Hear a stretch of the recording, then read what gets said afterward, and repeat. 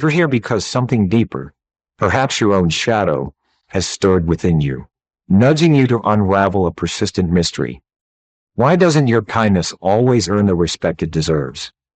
You're a generous soul, someone who instinctively offers support, a listening ear, or a warm gesture. Yet too often you're repaid with dismissal, condescension, or outright disrespect. It's a bewildering paradox.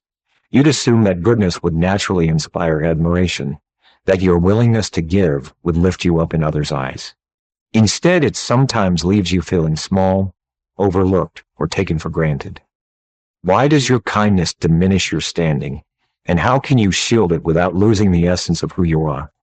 The answer lies in the shadows, both yours and those of the people around you.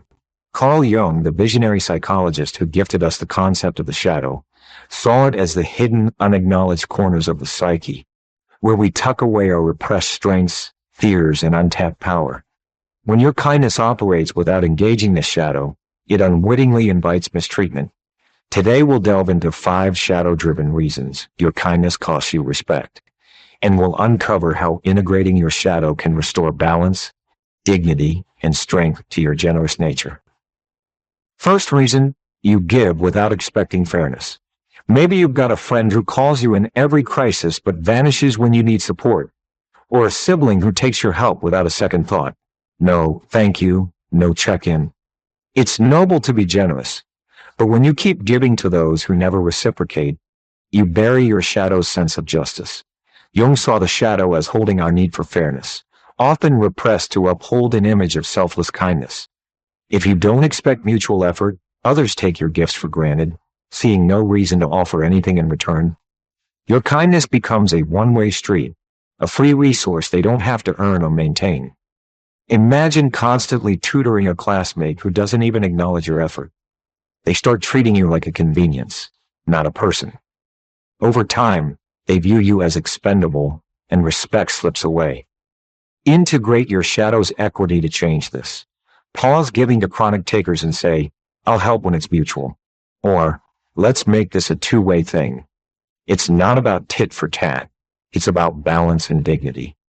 Jung believed the shadow guides us to self-respect. Let it remind you that your generosity is precious, not disposable. When you value it, others will too. Second, you don't set boundaries. You're the one who says yes to a last-minute project when your plate's already full, or agrees to drive a friend across town when you're exhausted from a long day. Being kind doesn't mean being a doormat, but when you can't say no, you reject your shadow's protective instincts.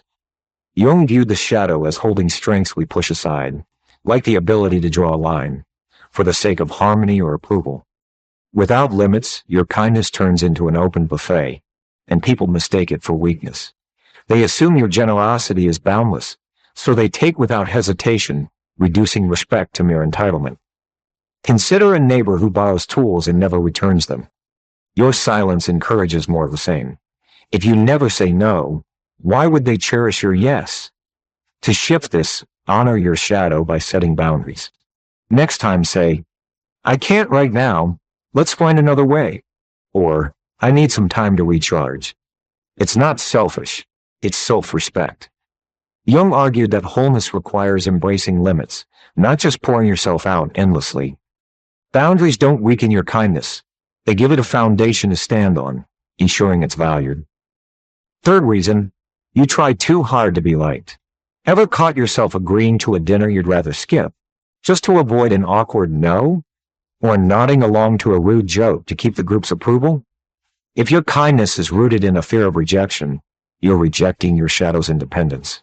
Jung described the shadow as harboring our authentic strength, the raw, unapologetic core we obscure when we chase acceptance. When you try too hard to please, that power fades, and your generosity starts feeling less genuine, like a performance to win favor rather than a gift from the soul. People sense this insecurity, this neediness, and instead of respecting you, they see someone bending over backwards to be liked. Think of a time you softened your stance in an argument to avoid tension. Did they admire you more or less? Lean into your shadow's solidity instead. Act kindly from self-worth, not desperation. Say, I'll help, but not to win you over. Or, I'm good with sitting this one out. Stand firm in who you are, not who they expect you to be. Jung believed true respect flows from an integrated self, where kindness and strength walk hand in hand. When you stop performing, your goodness gains the weight it deserves. Fourth, you over-apologize. Think about those moments when you say, I'm sorry without cause. Apologizing for sharing a thought in a group chat, or muttering sorry when someone else spills their drink and you jump to clean it up. If you're always apologizing, even when it's unnecessary, you're hiding your shadow's confidence beneath a veil of self-doubt. Jung believed the shadow holds a self-assurance we suppress, often to avoid conflict or keep others comfortable.